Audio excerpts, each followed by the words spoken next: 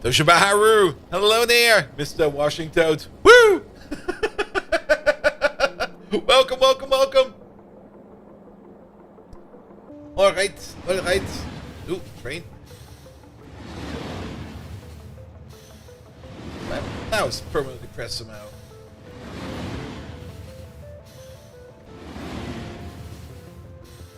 I'm pretty sure that's a team swing.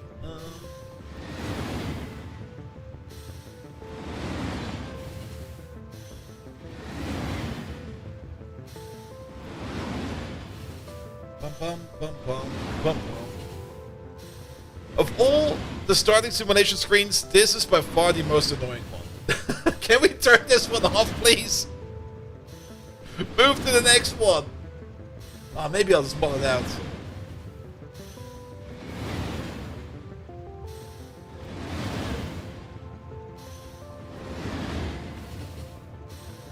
And Toyoyot, hello there. How you doing? Welcome, welcome, welcome.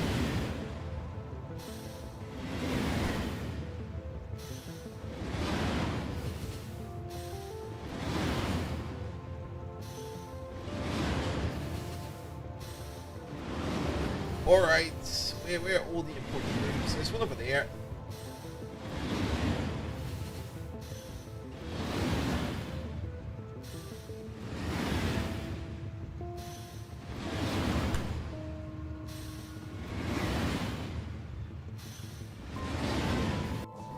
Right, front page. Yes, it should be today, I hope. I've not gotten the notification yet that I'm actually on the front page. But then again, I think they still got 2 minutes. But yeah, we're starting early today. And we're going long today, because if I got 8 hours of front page, I'm gonna use 8 hours of front page. Which means I will also be very, very, very, very tired tomorrow.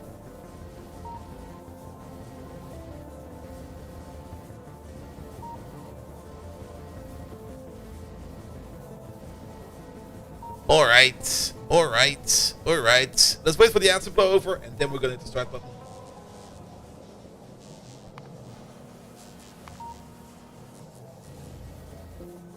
It's Friday, right? Yeah, something like that.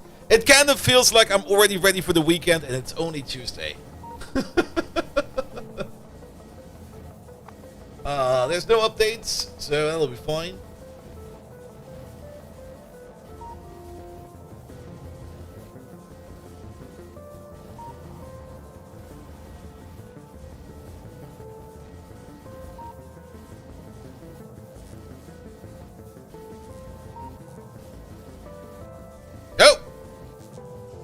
We're on the front page now.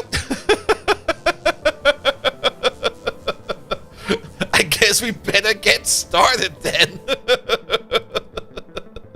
Good evening, Twitch, and welcome back to Ultracube. We're going to be streaming for 8 hours today because I got an 8-hour slot on the front page. It should be, I think, in North America only. And let me check my own Twitch TV over here. Am I on the front page over here as well?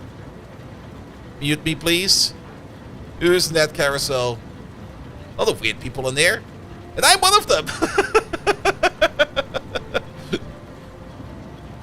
Nah, I think it's only on the American side. I would have to put my VPN over there. Let's not fuck around with that. It'll be fine. It'll be fine.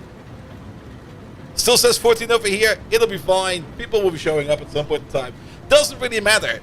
It's kind of hard to get front page slots, and I would rather take one in a non-prime time and have one than wait for one that is in a prime time and you will probably never get it. But, on the other side, being on the front page does have the added effect of random people looking into it and elevating the total amount of viewers off the stream in a whole, which means I will get some more recognition of the people that just browse the Factorio category, so it'll be fine. Hey there, Dog Spano. No current front page in Germany. I think it's only US. They got that region locked, I think, to... Twitch operates, I think, in 6 areas. America. Then you got, like... Actually, no, it's a little bit more than that. Or less than that. I think it's only Europe, America, Asia. I think that's it. Who knows? Who cares? Either way, thank you, Twitch, for the front page slot. I will gladly use it. And we were playing Ultracube all day, so... Well, there's that. Alright. I let the game run a little bit yesterday, and the nuclear reactor is now up and running, actually. There is still a bit of an issue, as you can see. The cube is kind of stuck over here at the moment. And that is because we don't really have a proper shutdown condition over here. So the cube doesn't really want to leave, because the station will be open for as long as we want this reactor over here to run. So we need to fuck around a little bit over there with the settings. What we could maybe do for now, just to turn this thing off, is by maybe turning off the station real quick. Because we really don't need it over here, and then we just go like, go to the output, and off you go. Good. But yeah, we need to kind of tweak and optimize the nuclear power plant over here. The nuclear power plant over here is ready to go, so we finally are able to make, that's not really a lot more power, wait a minute. Because the steam is not ready yet. These are not operational yet. The hot water is not hot enough. I mean, it just started, and technically we should just about be ready over here to start making steam. Yeah, now we're making our first steam. Now it's coming in over here, and now we can see it over here climbing up slowly. There we go, there we go. Wally, hello there. This is weird. There's a bearded guy on Twitch Frontpage saying some complicated game. Oh, really? You can see me over there? Nice. Let me refresh my front page, because I'm pretty sure it's only in America. And not in Europe. Then again, I'm not even quite sure if I can see my own stream on my own front page. Oh, wait, shit, I'm there! Oh god, it's also in Germany. No! I'm actually not quite sure how they do it, because they got like... You have to choose like a region, and you have to choose like a time slot. But apparently it's everywhere. Maybe it's not everywhere. Who knows? Maybe my VPN is still set to America. Wait a minute. Is my PC running? It'll be fine. It'll be fine. We'll figure it out. Probably by language. Maybe. Who knows? I just see the form. I fill it out. And then I just roll the dice, to be perfectly honest. I just go like, yeah. We got something special to do today. And the special thing to do today is celebrate that we exist. Yay! Because your OS is set to English, that could also be the thing. That's true, because my entire operating system is also set to... actually, it's set to US, because whoever would put their operating system in Great Britain localization, that would be so weird. I mean, you would get an error message, and it would be like not like program terminate or something like that. It would probably be something like program git. Someone who likes the extra use? Ah, you mean like people that like playing Path of Exile? With their armor.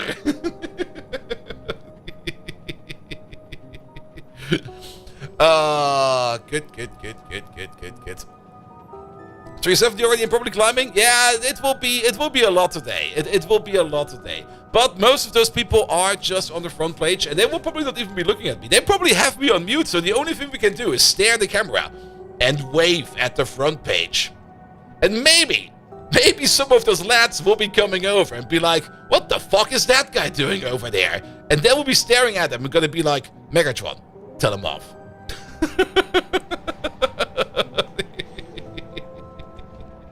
Alright, nevertheless, we should probably do something about this nuclear reactor, because currently it's kind of running loose. Your pitiful understanding of Factorio would make a primitive human laugh, you square-headed simian.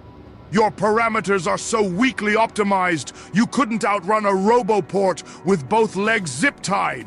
Your factory production is as exemplary as Bold Viking's desk organization, which is atrocious, by the way. Oi! You're atrocious! Alright, so the nuclear power plant over here needs a little bit of optimization, because we definitely have a good start condition, but we don't really have a stop condition, and we will need a couple more logical blocks over here. For one, there's a couple of things we need to fix over here. We do start the reactor once we have like up to 20 uranium fuel cells in here, but we also kind of fill this thing up to the brim. That's not good. That's something we should not be doing.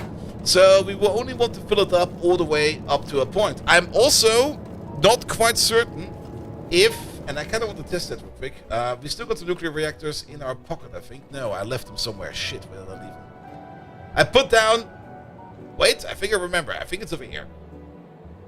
And by over here, I mean...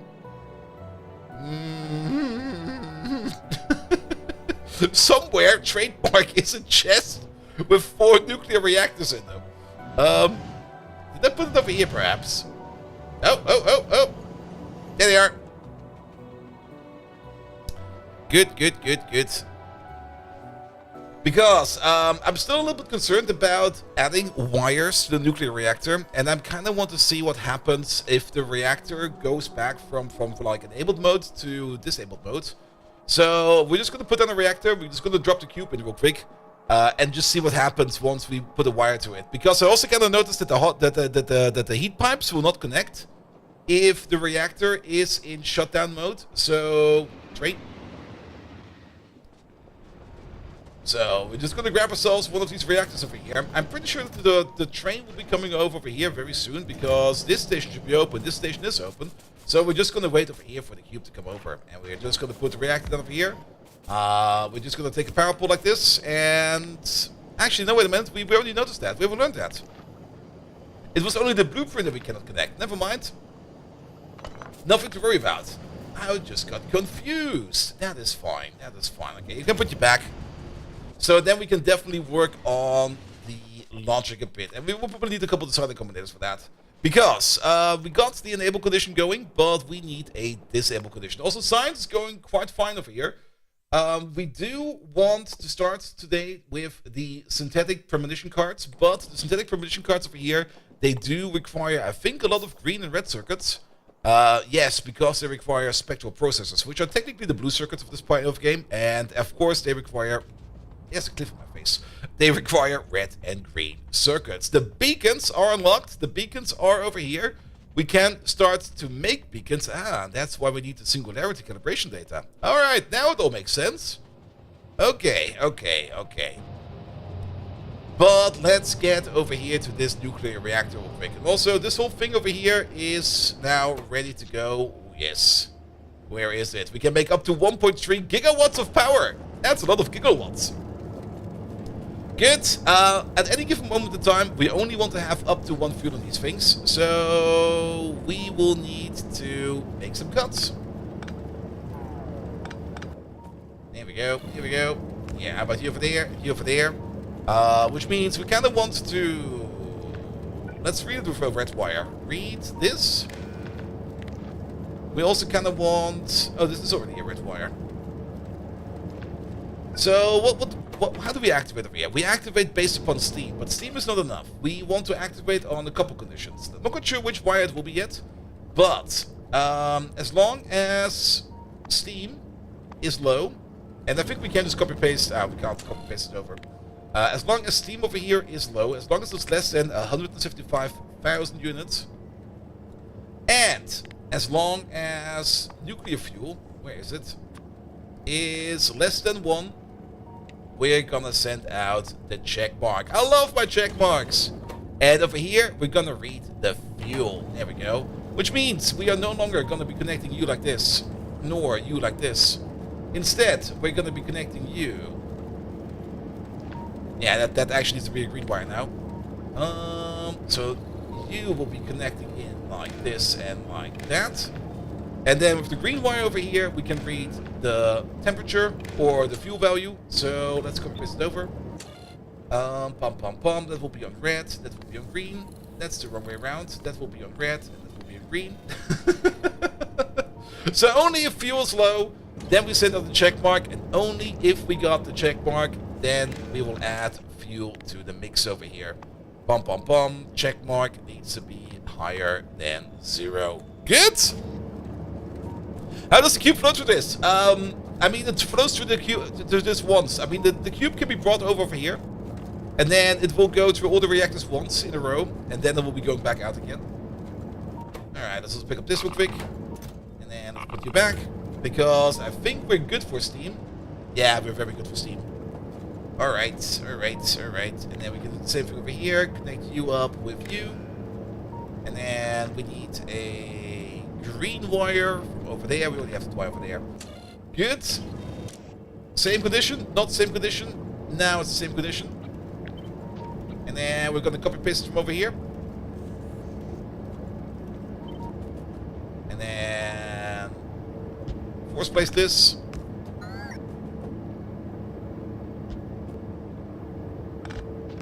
There are some red wires we need to get rid of, and that is this red wire, and this red wire, and this red wire, and that red wire, as well as this red wire, and that red wire. So now the reactor should run empty the moment we kind of run out of fuel. I'm just gonna pick up all this fuel real quick. Bum, bum, bum. You out, you out, you out. You out, and you out, and we're just going to be putting it back in here. There we go. Alright! Remember asking needed mega logistics for Ultracube? You said no. Liar! Maybe. Oh, you mean me? You mean combinator stuff? Well, for a nuclear reactor, you would always need some kind of combinator stuff. Alright, alright, alright. But now the reactor should turn itself off, and it should turn itself back on the moment that we run under steam. Will this still be fine, though? Because we now got this chest full of stuff. And the reactor's off. And the reactor's now in an idle state. Yeah, that's actually fine. That's fine. Because now we need the cube again. If we want to add more fuel, we now need to add the cube again to kickstart the reaction. But we still got a lot of heat in the pipes over here. We still got like a metric ton of steam in the tanks over here. So we're going to be fine for a while. The tanks will deplete themselves slowly over time. And then once we're on a low enough level, the station over here will open up again. The train will come over. It will re-kickstart all of the nuclear reactors. And then we can start going on over here again with fuel until we are back up to a level. Good? And, sorry, is the recycle in the top left the problem? The recycle in the top left? Oh, this guy. Yes, that's definitely a problem. Same for this guy over there. Re-enable station? Yeah, I think we can. It should be off now. Let's see. Yeah, you're not sending out anything. We can re-enable you. There we go. We can also re-rotate you back. There we go. Pick up these fuel cells for you real quick. Yeah, put them in there. Maniac, hello there! Welcome, welcome, welcome. Alright, alright, alright. So now it should be fine. This station will always be open, or at least it will always be available for fuel if we're running out low on fuel. And then this one over here will start to bring fuel, empty fuel cells back the moment we need to. There's not that many in here yet, but it will add up over time. Alright, alright, alright. But now the reactor over here can sleep for a while. Yeah, this will be fine, I think. Until up to the point that we kind of notice that we are running out of power. It's now also expendable, so if we do need to make more power, we can just build power all the way up to there if we would actually need it. Alright, good, good, good, good. How's power doing? Yes, fuck! Please, no, power! Megatron, do you got any advanced tips for Factorio power generation? Give us the best tip for power generation. Alright, alright, alright. Here we go. And now our bots are even faster. We don't have logistic bots yet. I do kind of want to make a mall today. For that, your power generation is clearly as outdated as Angela Merkel's fashion sense. Listen up, you malfunctioning waffle iron. Harness the power of steam with boilers and steam engines. Set up an efficient chain. 1 pump, 20 boilers, and 40 engines. That's efficiency worthy of a Decepticon. Yeah? That's actually the correct ratio. I'm kind of surprised. It's the correct ratio for vanilla Factorio, that is. It's not the correct ratio for this game today. What is this one over here? Oh. Oh, I see. Alright, alright, alright. But we should be good for power for now. So, let's get rid of this, let's get rid of that. Yeah, I mean, if we want to make a robot mall, we do need our logistics system over there. So, that's also the reason why we have not really done any logistic pods yet, because there's not really a reason to right now. But, once we get to the logistics system, we definitely want to get our way into a robotic mall. But, to do so, we do need to get into beacons. To make a beacon, the sophisticated matter units we're making, the spectral processors we're not making yet. At least not en masse. The deep core crystals we are making, and then the singularity calibration data is the crux at the moment. Singularity calibration data, that is being made. Where the hell is that being made? That's being made over here. That's made out of an Ultracube, and some boson conduits, some fermium conduits, and a whole bunch of rare metals. Quite a bit, actually. That's so many rare metals in a cyclotron. And then, if we want to make ourselves some boson conduits or some fermium conduits, the way to do that is to get some deep core powder, some ectoplasm. We're not doing ectoplasm yet, I think. No, we're not doing ectoplasm. And some deep solution, and then combine all of that together, and we get maybe 50 boson conduits and maybe 50 fermium conduits. On average, it will even itself out. There is a way, however, over here to turn fermions into bosons. I guess we're gonna be needing more bosons than we need fermions over time. It's a little bit weird to see that we can't really turn it the other way around, but it'll be fine. And Lurk, you should finish working. I just called in early today. I was like, yeah, I will not be there after 4 PM. I got some stuff to do. And looking over here at the amount of bosons and fermions we do need more bosons over here than fermions for the singularity analysis. So I guess we do need to do this occasionally. Oh boy, that's going to be a fun build. But to enable this, we do need to make ourselves some cyclotrons. So let's maybe start off by making some cyclotrons.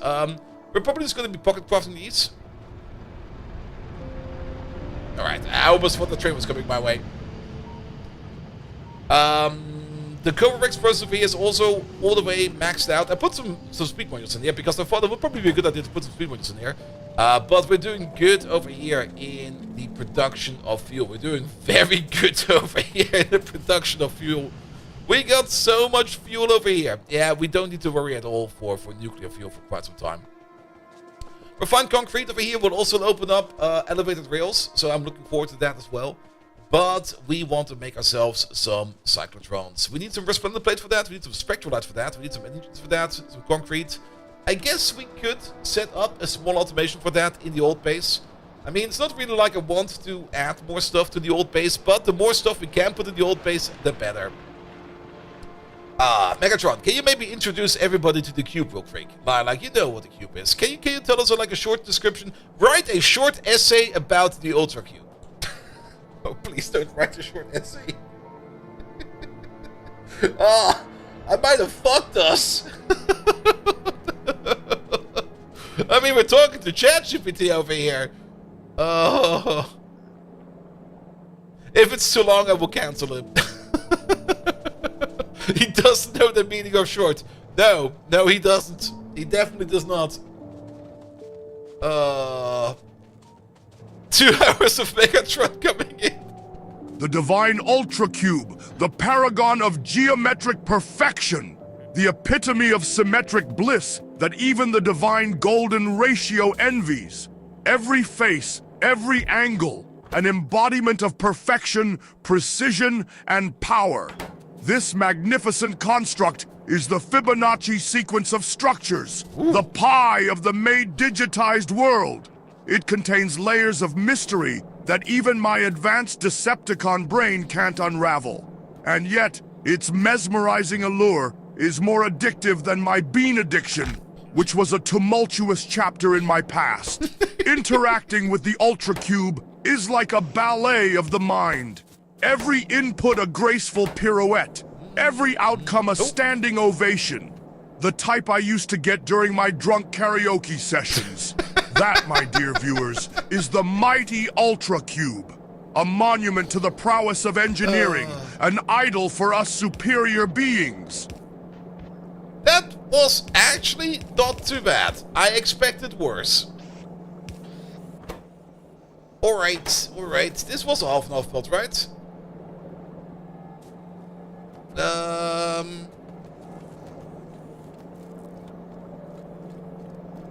What did I delete over here? Wait a minute.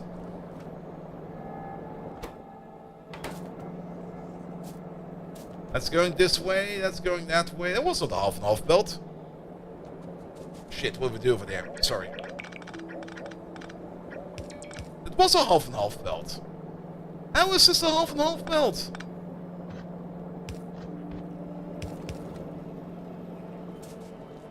Oh, it's a half and half belt with itself. Never mind. It's not a half and half belt. It's a full and full belt. Alright, good. So that's the respondent plates, that's the spectral lights. We need the advanced engines, we need some concrete around here somewhere, and we definitely got some engines around here somewhere. Pom pom pom, pom pom pom. I think this is actually the engine belt right over here. Yeah, this is the engine belt right over here. And that means there's an engine belt right over there. There we go. Engines. Done. Red circuits and concrete. Wait a minute, red circuits.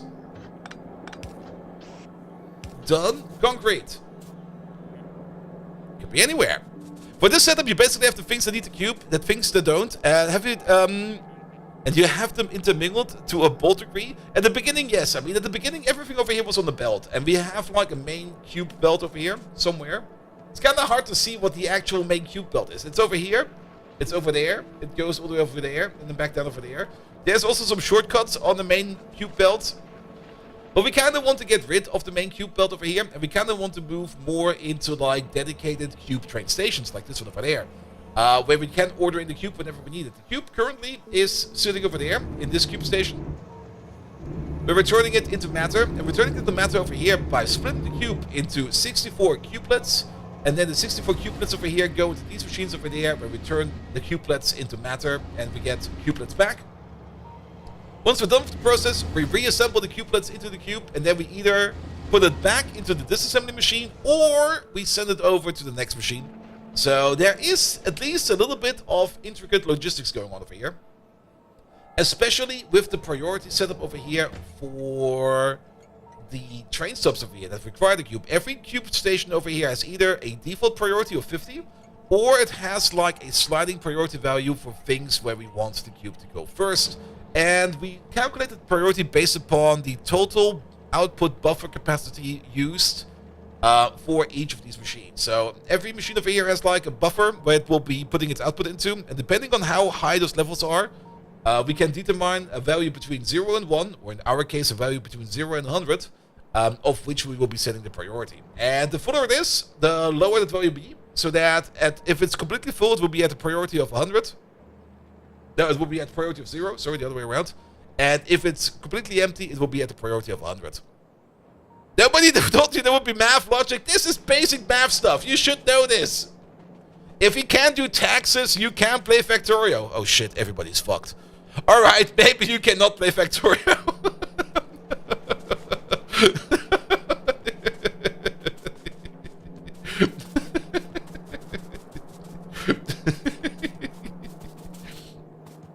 But seriously, if you can't do your taxes, you can probably play Factorio.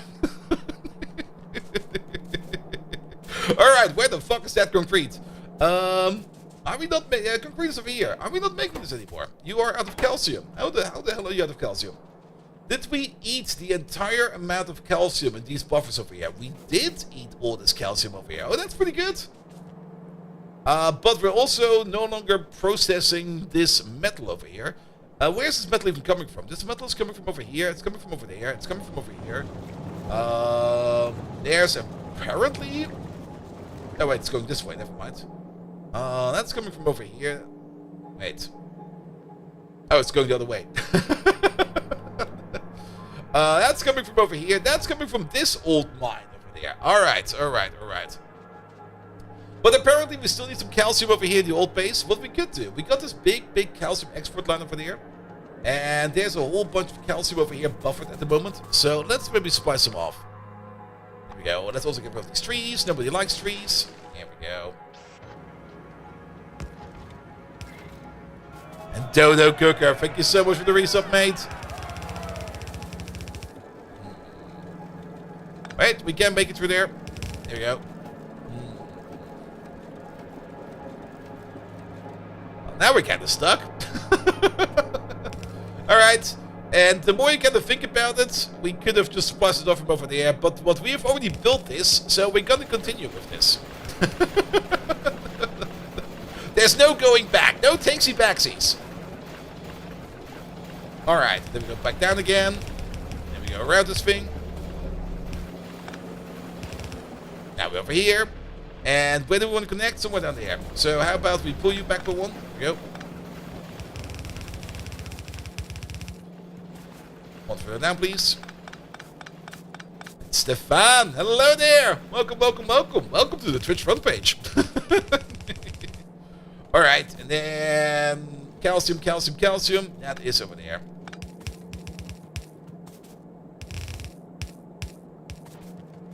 Alright, but could we maybe not push it into these storage bins anymore? Because these storage bins over here are definitely no longer required. Pom pom pom. Wait a minute. Where is this all going? There used to be calcium going over here somewhere. Okay, where's your input for calcium? Your input for calcium is coming from over here. It's coming from over there. It's coming from over here. It's coming from over there. There's a belt going downwards over here. Okay, it's this belt over there. We don't need that belt anymore. We could just do this and that. There we go. Way better. Because I'm pretty sure that nothing over here at the top over here requires any more calcium. Okay, if it does, there's still a little bit available over here. But that goes into these tech cards required, right? Yeah, they do. The complementation replication cards over there. I do kind of hope that we will be rebuilding this. I will not hook this up yet. If we run out, I will hook it up. But I would rather have this place over here consume the remaining calcium that's over there. And then at some point in time, when we build a new part over there, we can just replace it entirely. Hey, Mom! I'm on TV! Absolutely! Future bolt problems, yeah. Not now bolt problems, later bolt problems. Like, not for now. We don't need to worry about that right now. Good, but with that, the calcium should be coming around, and with that, we should be able to make concrete again. We are making concrete again, perfect. That is going on this belt, on this very far adventure to all the way over there. We need, however, some more concrete up there. So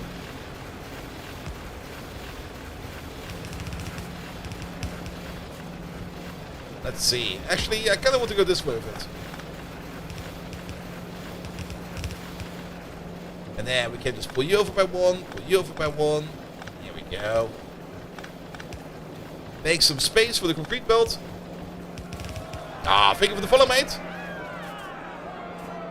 Where do we need to go? We need to go over there. Perfect.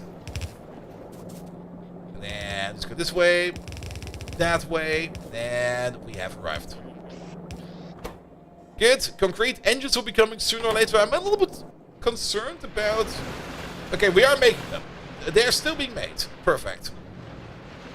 But I guess we're just rarely getting them over here. I mean, that would mean there's an engine going this way. Did you get any engines at all? You did not even get... Ah, there they are. Alright, engines are coming in as well. So at some point in time, trademark, we will be getting the items that we require over here. Let's make just one stack of these over here. I don't think we need more than that. Alright, it's moving. It's moving. Good. That will be then for the cyclotrons. Any other buildings we want to already automate? The beacons we can't really automate yet, but we can probably already start thinking about the beacon juice. The beacon juice requires fermium conduits, so maybe we cannot really think about that yet. What we can think about is we could already start building the green circuit machine with beacons in mind. Even though we don't have the beacons yet, we did kind of say that we do want to rebuild like the green circuit production, the red circuit production over here, and the engine production over here with beacons in mind. So I think it's about time that we actually do start doing that. So we're going to find ourselves like a quiet spot. Let's maybe also empty out our inventory real quick and start dropping that into random provider chests. Bum, bum, bum, bum, bum, bum. There we go. Let's put some more random chests over here because we don't need this much wood around us. We also don't really need this brick right now, or this or that. This can all go away. Bum, bum, bum, bum, bum, bum, bum. Put it away, Bob. There we go. Now, these are storage chests. Storage chests are also fine. As long as it's no longer in my pocket, that's the important part. Alright, we got a small amount of items in the pocket, but that will be enough. We only want to make the blueprint, the bots will make the rest. Alright, a nice spot to build. Probably down there somewhere. Let's also turn off the pocket bots real quick. There we go. What are you doing? Okay, you're reprocessing nuclear material. Perfect. Let's check up on the nuclear power plant real quick. How's the steam level? Steam level is still very fine. How's power usage? Yeah, it seems that the steam engines are still being used quite a bit. I also kind of like how we got like twice the amount of steam engines, and our nuclear power plant is only running at 50% capacity and is already making like half of that. That's pretty decent. Alright, we need to think with... Not over there. There is a random roboport over here. Over here. We now have to think with beacons in mind. So, green circuit production. With beacons in mind, where we're gonna get speed, we do have the basic rule set of space exploration in here, which means we can only place one beacon and one beacon alone. We can give it speed, we can give it prod, so that'll be fine. There will be a beacon going around over here somewhere. And then... How many of these can we get in there? Oh, that kinda sucks. I was kinda hoping for more. Oh, that's a terrible setup. That is a horrible setup. Really? Like this? Ugh. On the plus side, if we do it like this, then if we flip you around, we can at least put them back to back. That's at least something good. Alright, yeah, flip you around the other way around. Bum, bum, bum, bum. Good.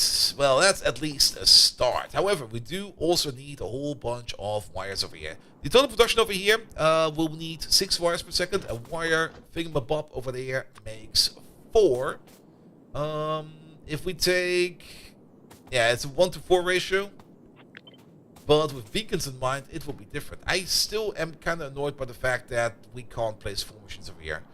That is kind of annoying. We can probably just make a big machine next to it over here. Like we could make a similar machine next to it or close by it, where we just make wires over here. And we're just going to put the wires over here on a belt, because we need the wires over here as well for the red circuits. But we will not need them for the blue circuits. For the blue circuits actually do not need any kind of copper wire at all. So you will not have to worry about that at all in any case in point. This over here will make a metric ton of wires, which I think is fair. And then the only thing we need to do over here is to make sure that we can feed this machine, or the other way around, that we can get everything out of there in a rapid pace. There we go. How about you over there, you over there, you over there? Not quite sure if this will maybe max out the belt. But that's usually like a starting point. At least we have something now. Something to work with. Put you over there, put you over there, put you over there. Actually, put you over there, and put you over there. You make 4, 8, 12 per second on this side. The red belt can hold 30, so we're good over there. We will be faster, but how much faster? That's a good question. We can probably pocket calculate this. If we have a quick look at our current tier of speed modules, that will give us a total speed in a beacon. A beacon will have an efficiency rating of 0.5. There's 4 modules in here, so we get 2 full modules. So we get a speed bonus of 40%. However, we're also going to be deducting over here a total of 20%. So we're only going to get a bonus of 20% in total. We could even it out. Only put like 2 speed modules in the beacon. Maybe some efficiency modules to make it like a little bit more energy efficient. And then we will have same crafting speed, just with free productivity on top of 20%. Or we get 20% productivity bonus and 20% speed bonus, which will give us a total of 1.444 production output. That could be fine. That could be fine. It will be like a bit faster, and I mean, come on, let's make it a bit faster. For sanity, let's just calculate with a factor of 1.5, because then we don't need to work with crook numbers, so each one of these will be making 6 wires per second, 6, 12, 18. That will still fit on the red belt, so we have nothing to worry about.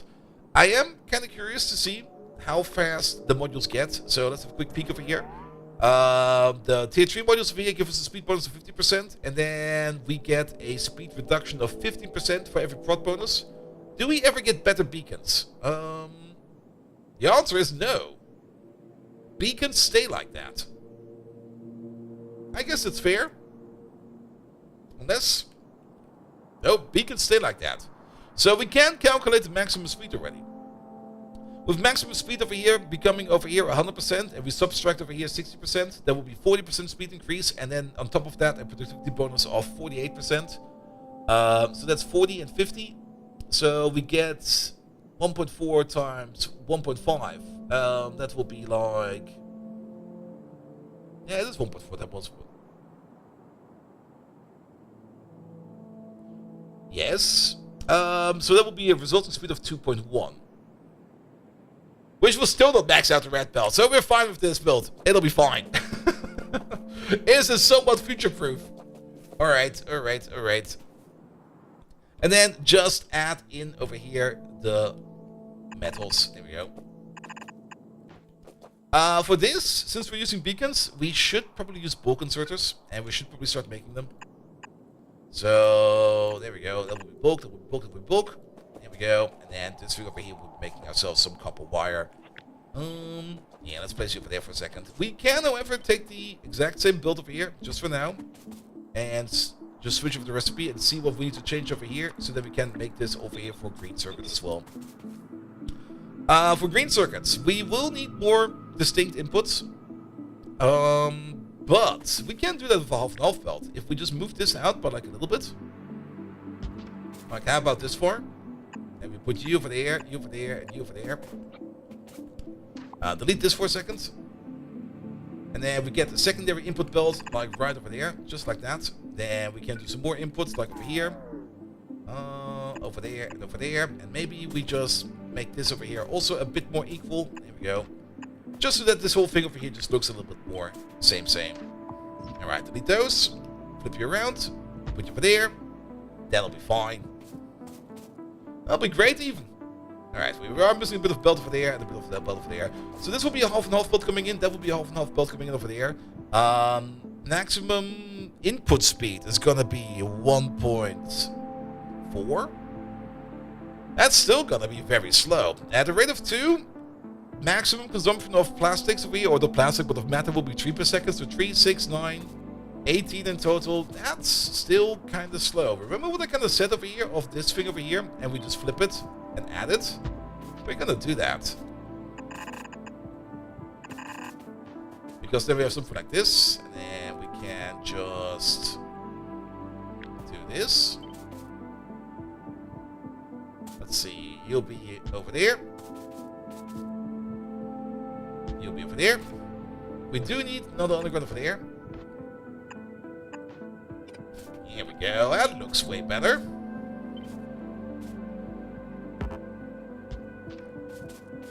Good.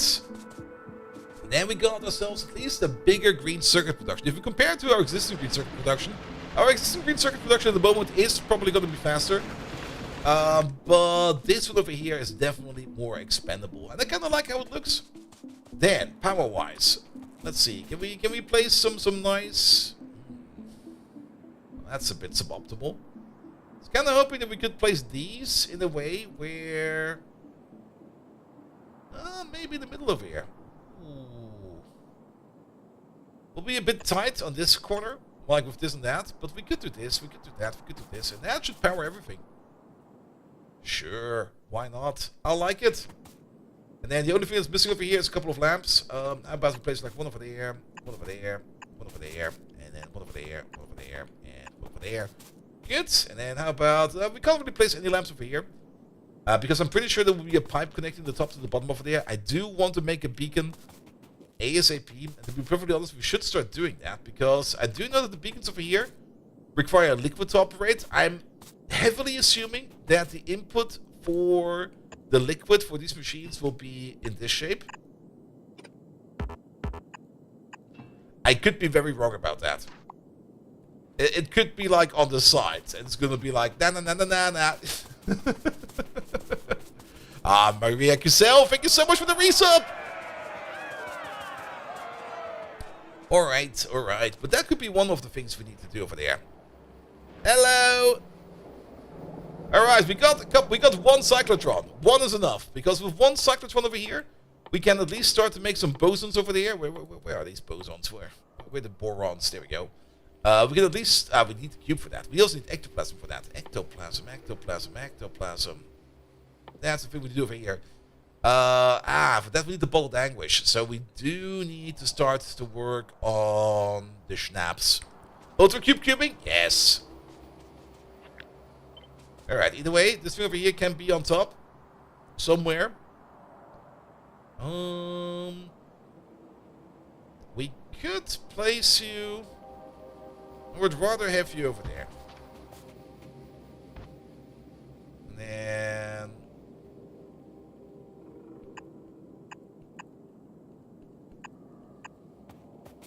something like this. And then that would be matter. And then we can do the same thing over there. You.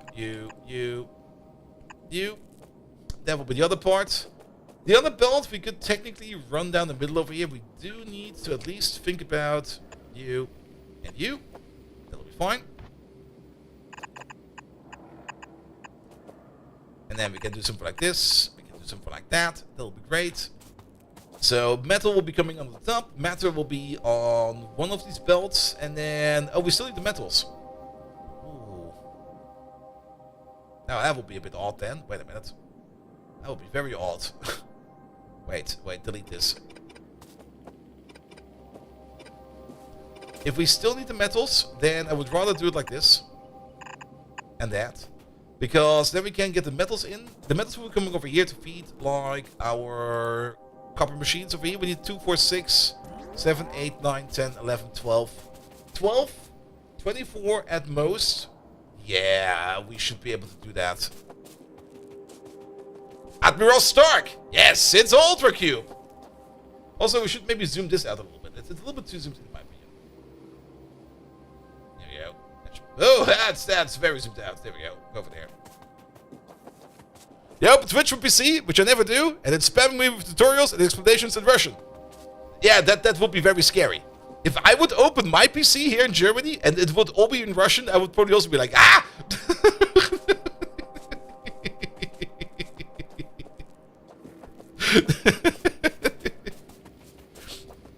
I'm also kind of getting like this, and that's a very bad stereotype, but like this crazy Ivan tutorial style of how to fix your PC, and then he gets the hammer out and goes like.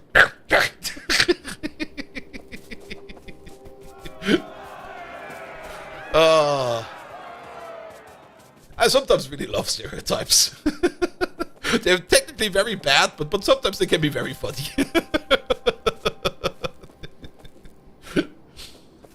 Then again, I do live and thrive in German stereotypes as well.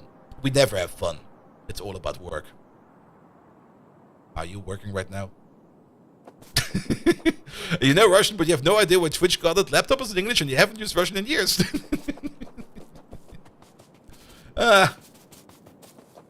Probably your data got like sold somewhere, and now Google knows, and Twitch knows, and Mark Zuckerberg knows. And Mark Zuckerberg is actually hiding in your bushes, looking at you and looking at your new browser history and going like, nah, we optimize it for you. You are working? Good job, Mr. Washington. Technically I should still be working, but I clocked out early today. I was like, nah, not today. Alright. But that means we still need matter, which means this over here can be the matter input. And then we just do a underground like this. And like that, and then have an input over there. Have an input like this over there. Give me that underground, please. Bish, bosh, bish. Just that stuff, and green circuits flow out at the bottom. That is gonna be a very nice little build. Where is this gonna live? Probably somewhere over here. Maybe over here. The more I think about it, over here is actually kind of nice. It needs to be, well, it should probably be more on this line, actually. I mean, this is the cube line. And technically, this could be the main supply line. It is currently the worst kind of track. We need to optimize this track over here. It's still single line track. We already optimized a bit of the track, and we're gonna be optimizing more once we get to elevated rails over here. But we do need to do it all. Is the clock working? Yes, it is. Because if you remembered yesterday, which I don't blame you if you don't, I did talk about that today we will be hosted on the Twitch Frontpage, and that slot starts at 5 PM and goes all the way up to midnight, not midnight, to 1 AM. So we'll be streaming for 8 hours today, dousing ourselves in the Frontpage, getting the acknowledgement of all the people out there. Megatron, please acknowledge me. just getting doused in appreciation of what we're doing over here. And people on the front page were probably looking at the stream and going to be like, what the fuck is that guy doing over there? Get the fuck out of there. Ah, there you are. Eager for attention like a lost puppy, aren't you? Yes. Just know this. You're about as significant as Bold Viking's tidy desk, which is non-existent. Yes. Now get back in line and make yourself useful. Maybe fetch me a shawarma.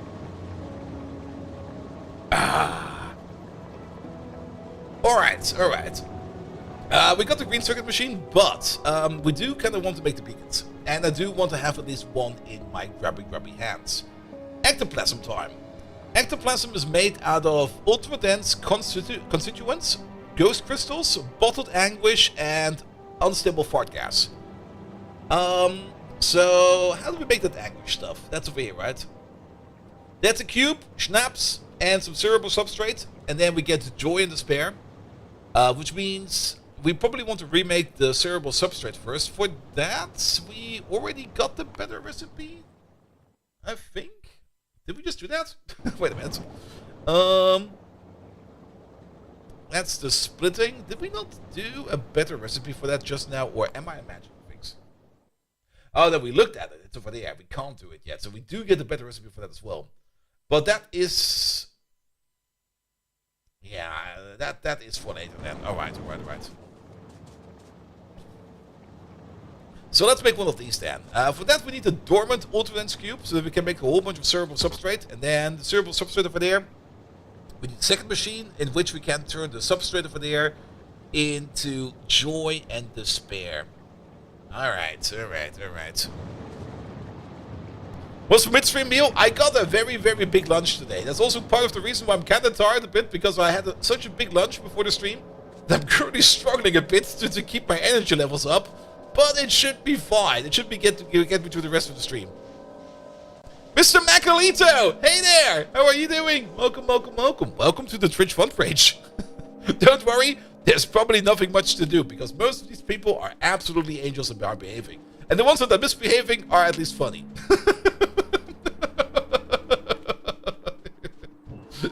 Nah, we should be fine. Alright, more designing then. We want to make a big machine for this stuff over there. Here we go. Yeah, let's use the space over there. And for that we need the matter gel. The matter gel is a thing that we do make over there, but do we need to transpose the cube? We do not need to transpose the cube. So let's just make this the original size. But Mr. Macalito, how are you doing? I hope everything is fine over there. Oh, that was a misplacement. There we go. Did that just... wait, we have a redo button. There you go. Apparently that's now all part of the same construction command. That'll be fine. That's such a nice way of saying you're not misbehaving. And then let's make another one over there. That'll be fine. Alright, we actually only need... this is only liquid processing. We need to spin the cube first. Once we spin the cube, we have the dormant cube. The dormant cube goes through all of these machines over here, one after another, to turn matter replication gel over here into cerebral substrate. And then it will come back. The mystery meal should be a kebab. Like I said, I'm good for food right now.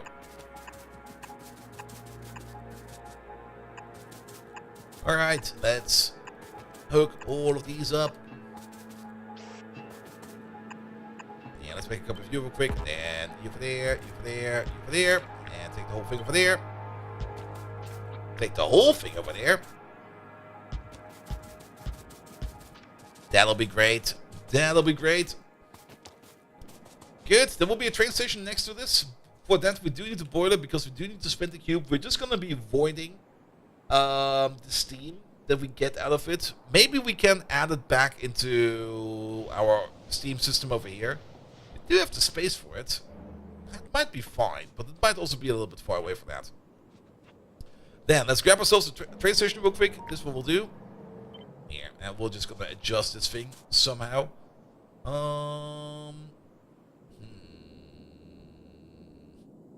I see what's going on over there. Take the whole thing over there.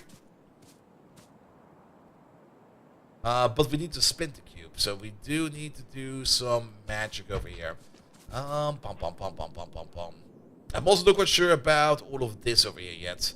As for the magic, let's move you just out for a second. We do need something like a boiler over here. I think I still got the boiler in my pocket. At least I used to have a boiler in my pocket. I dropped the boiler in my pocket. But we can make another one. There we go. Yeah, could work. Put the water in. This will then spin the cube. Then we can push this thing over there into the big machine. And then we can get ourselves like a big arm over here to put it back. That should still reach all the way over there into the train wagon once we're done with it. Then again, once we're done with it, we get a spent cube back and we have to replenish the cube. So we do need some kind of proper handling of that. Which means we could have you to put it back, and then we could have you to put it back in there, but I'm pretty sure that this over here is now not even remotely aligned anymore. But I get the gist of what we want to build over here, so let's just put it down and see what happens. And doing well was a rough start of the year, but now you're back on track. Nice! Happy I don't have to bonk anyone with the hammer. Nah, it should be fine. It should be fine. There we go. Oh, put it over there. Alright, let's just start building this. We will have to move some stuff over here, but let's just start building this. Good. It feels a bit smaller than the other buildings, but that is actually correct. We also need a little bit of liquid output over here, and then we're going to be storing the cerebral substrate over there. Next to this is then we're going to be doing the bottled anguish and stuff like that, which will be this process over here. So we need to bring in some schnapps. And then we get liquid joy and liquid despair. The bigger question is what we're going to be doing with the liquid form of this stuff. I think the only thing we actually can do is bottle it. I don't think there's anything where we actually do need the liquid variant of it. I think we will always need it in bottles. I mean, the euphoria over here, we could technically turn into steam. We can turn it into power if we need to. But I don't think there's a single recipe in here that actually requires the pure liquid form of this. It's always in bottle form. Yeah, the train station is not even remotely aligned, because I kind of wanted to build the train station real quick to see where stuff is, and of course stuff is not where it needs to be.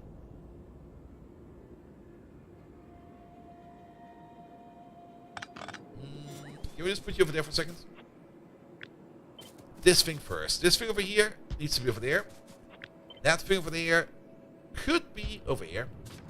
And then this entire thing over there just goes for there. There we go. And actually, don't go for there. Let's go one higher, because I'm kind of actually, it should be fine. Yeah, over here should be fine.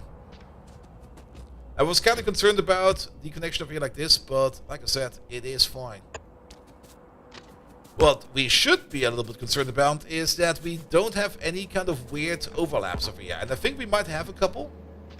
Can we get my pocket pots back? Like this over here. This is actually not good. If a train is over here and the only place it can go is over there, it will go over there. But since it can't really take this corner over here, it will take the long way around, which is not that optimal. But, well, it's a thing we need to be aware of. Alright, yeah, let's get some signals in there. That'll be fine. I think we are actually out of signals. And we don't have to... But we are making them, so they should be coming over. We are definitely making them. Alright, then get some power in there. Power should be as easy as this, since this is all liquid processing. Well, mostly liquid processing. With the exception, of course, of the cube going in and out over there, we should be fine if we just do this, that, and this. That, this, and that. And then, how about you over there? Lamps! Yes, lamps! 2 of these, please.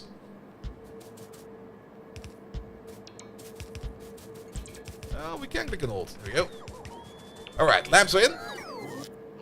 Then, we're gonna need the pole over there, the pole over there, and an additional pole over there, so that everything over here is working as expected. And then we just need to do the loop around, which will be going this way, this way. That way. This way. Oi, oi. Alright, go sit in.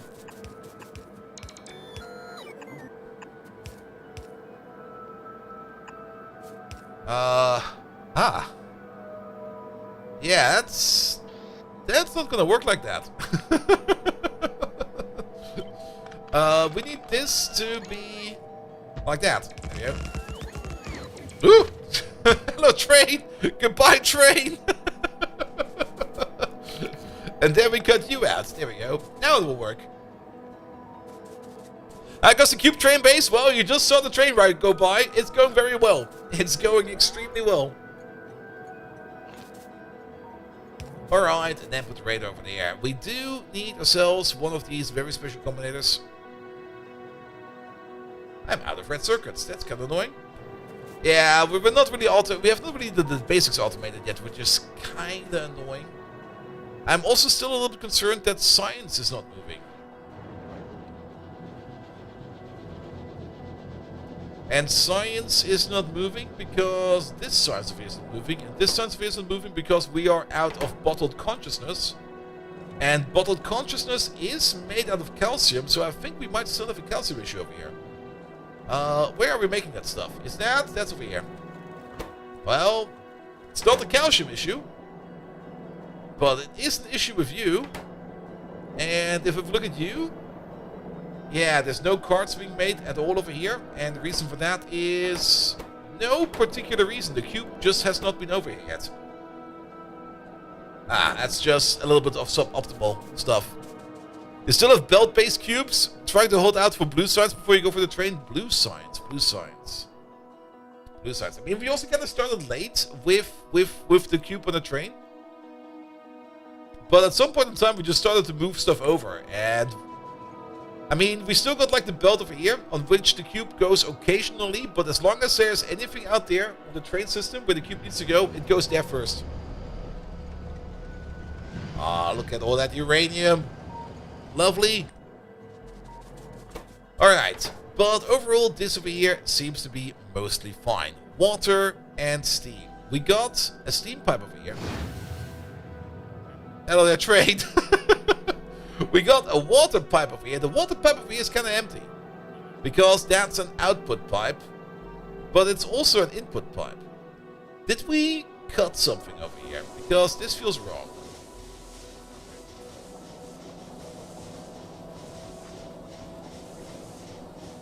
Or do we make water over here? How does it go over here again? We make water over here. So once it's seeded, water will be generated over here. So these machines are all fine, ready to go.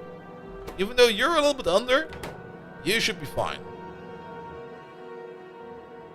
Next cut of the bottled consciousness and things like that. I mean, we're just now starting to do bottled consciousness, because we kind of skipped the entire logistic bot path, because I didn't really see any reason to go deep into logistic bots if the only thing you have is like passive providers and storage chests. The logistic system, the actual chests for that you get later, they're right over there, and we don't have them yet. But once we have them, we are probably going to make like some kind of automatic wall, just to help with that. Alright, so the only reason we need over here, the only reason we need water over there is so that we can burn it into steam and we can vent it. And I think we will just be venting the steam. I mean, we could just do something like this, we could do something like that. We can put down like a mighty tank. There we go, one mighty tank is enough.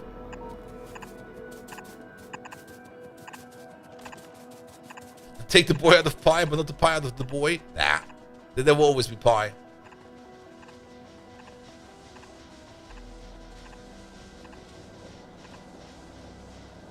So we might need to start to pick up some extra materials. Here we go. You over there.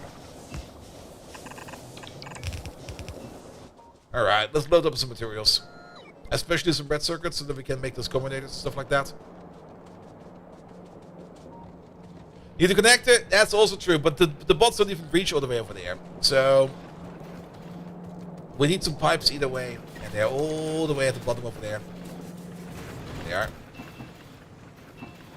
Give me these, then give me some greens, give me some reds. Where's red? Red's over there. That's explosives. That's the wrong kind of red. Don't put explosives where your red circuits used to be. That's not how you build a PC. Alright, now we can make one of these. Good. Now we got all the types of stuff that we need. Yeah, corner piece coming up.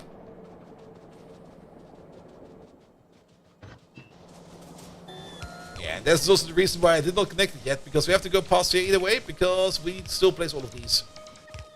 Okay, we do have a flare stack. Here we go. That should be...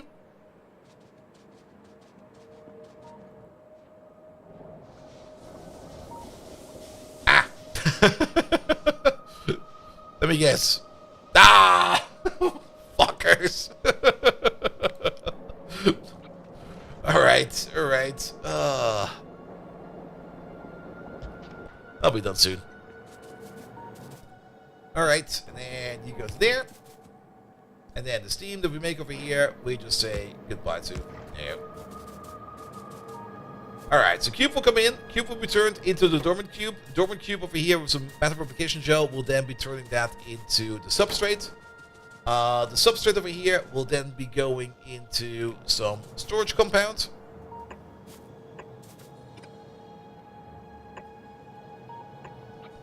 Let's make a small buffer. That should be enough. And then we only need to connect to the matter replication gel, which is sitting over here somewhere. Only downside is, this building over here is kind of dense, so we can't really build an underground pipe underneath it, so we have to go up and over. But up and over will be fine. Here we go. You over there, you over there, you over there. And off we go.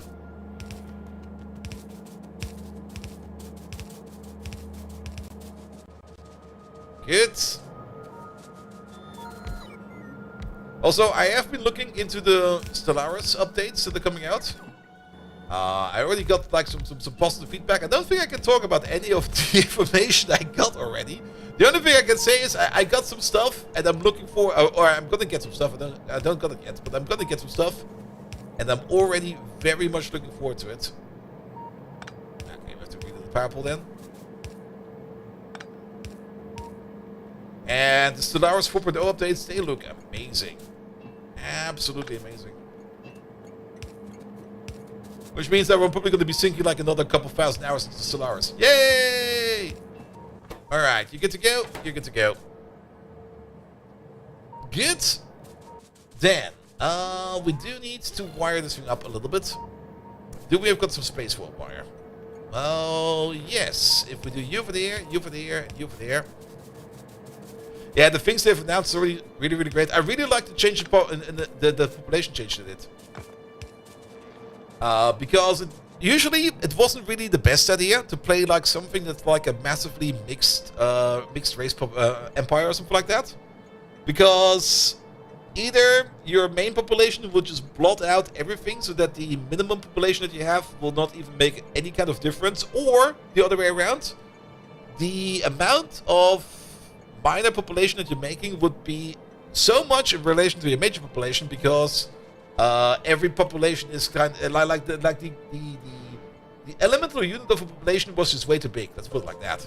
So they kind of cut down on that. They kind of made populations values go up by a factor of 100, which is great. So you get 100 times the population, but that also kind of allows you to replicate, not really replicate, but to show like the effect of some more minor population there. Space bigotry is a thing? Yep. And who will watch it all that anime until 3 AM? I will do both at the same time. And then I will suffer the consequences for it. Alright, we're gonna have... three conditions? Two conditions. There we go. Alright, condition number 1 is we're gonna have in here... where is it? It's over there. This and that needs to be equal or more to 400.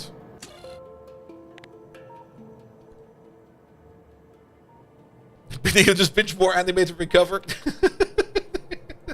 Oh god, is that how profi athletes do it? Where they go like, oh, I've been training for this marathon for like 5 hours now. Maybe let's enjoy my off time by running like a short marathon. I mean, to be fair, if it works, great.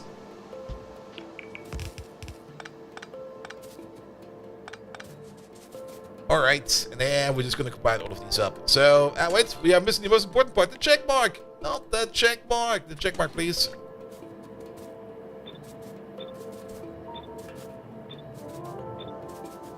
Don't need this one over there. There we go.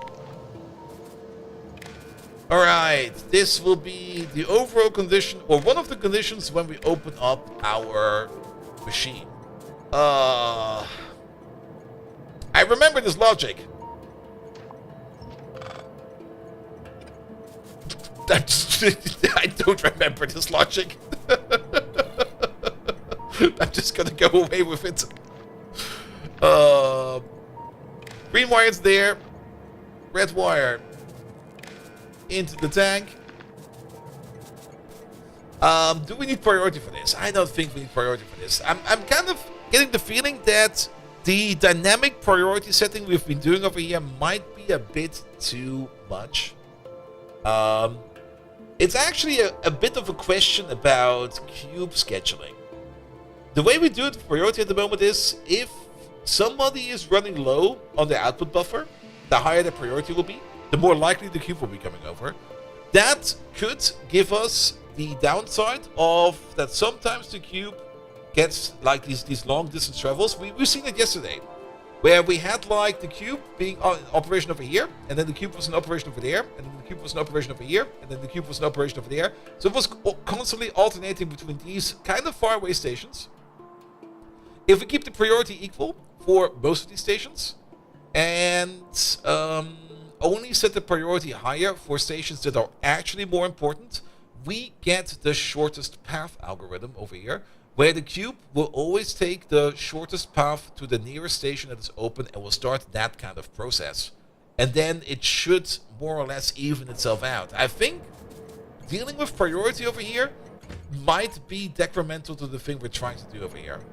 So we're going to have two conditions over here.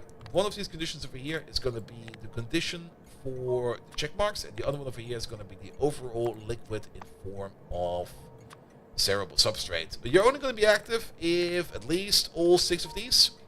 We got 6 of these, right? We do have 6 of these. But we need these on the green wire and that on the red wire. Also, why are we not getting any check marks?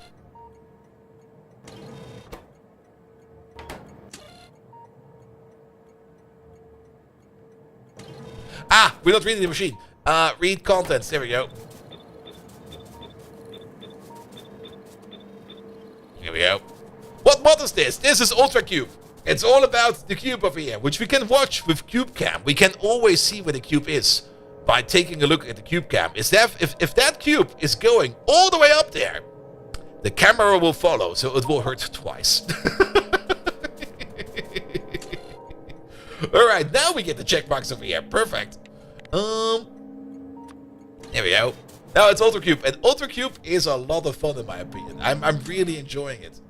And then, how long are we going to be doing this? Well, I at least want this tank for now to be half full, so we go for like 100k. There we go. That'll be fine. And then, since this is a request, red wire goes into the radar, green wire goes into the station. And then we don't set the priority. Priority will be set to 50 at the moment. The station is open. The station is open, so the cube might come over. Let's see where the cube is going. Cube is moving. Cube went past us. I guess that guy over there had a higher priority. Fair enough.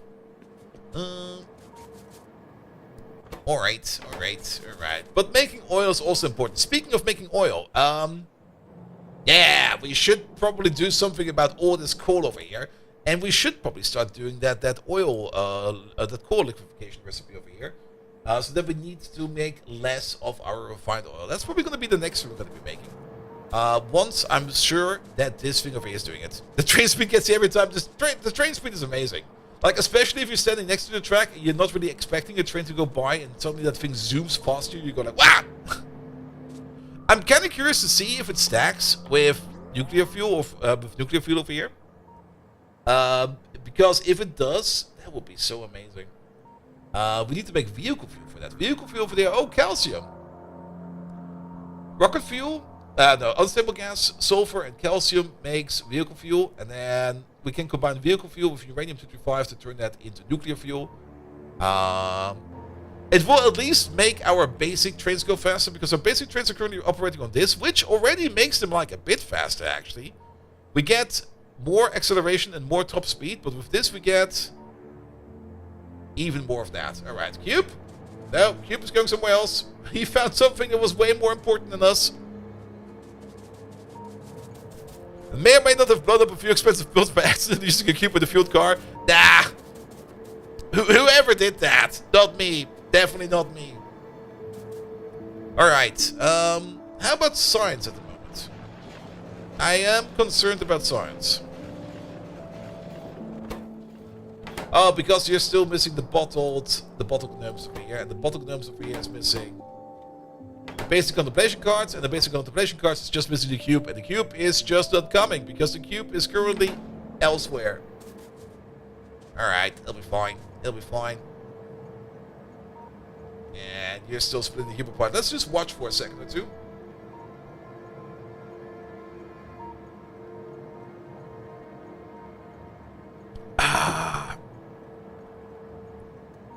Alright, cube is being split apart.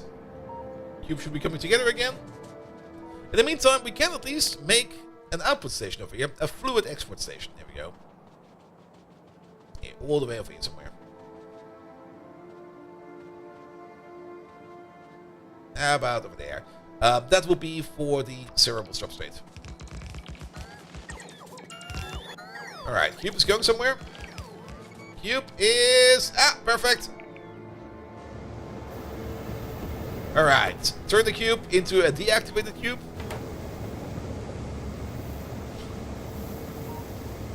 Yeah, this should be fast enough to get rid of all the steam in there. Then spin it to win it.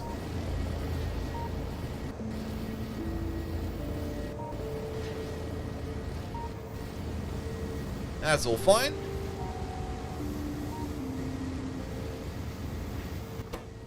We could probably have done the same effect over here with two machines, because liquids do actually kind of move fast.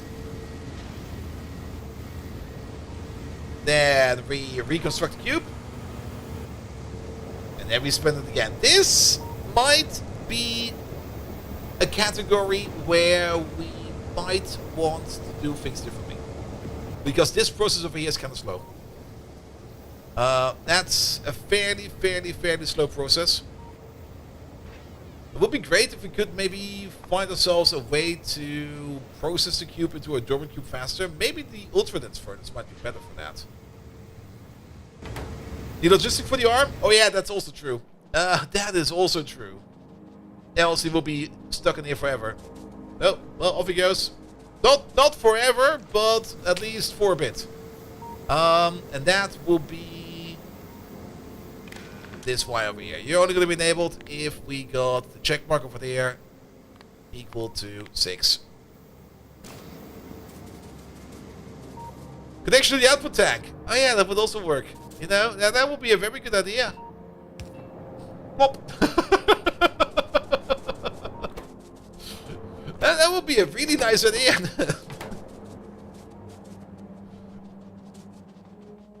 Great.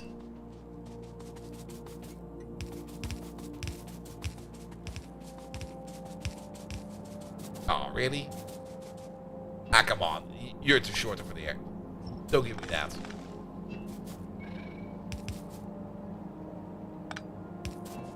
There we go. Alright, and then at least over here, this should be connected with a pump, so that things do not flush backwards. Let's make a pocket pump real quick. Alright, apparently we have a pump in storage, but there we go.